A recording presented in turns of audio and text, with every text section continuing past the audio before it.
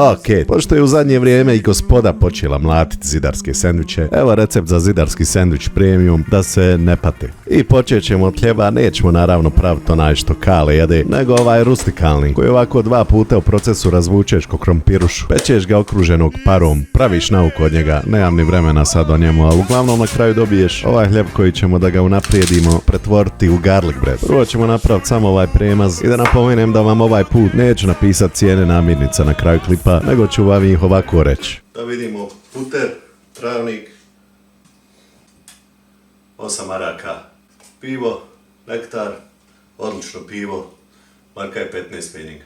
Majonezu nećemo nešto previše dirat, ali ćemo joj dodati jednu Rambo style izdagenečenu pečenu papriku, da gospoda pojede malo povrća. Ostaje nam meso i opet nećemo naravno ono što Kale jede, nego ćemo napraviti ovo juneće pečenje, uz da se ohladi, tanko izrezat i završiti naš garlic bread koji nam je ostao. Asembliramo uz dodatak topljenog cheddar sira koji nam pripada tu, ali idemo na degustaciju da vidimo može li ovo pobijeti hljeb, markaš i podrigušu.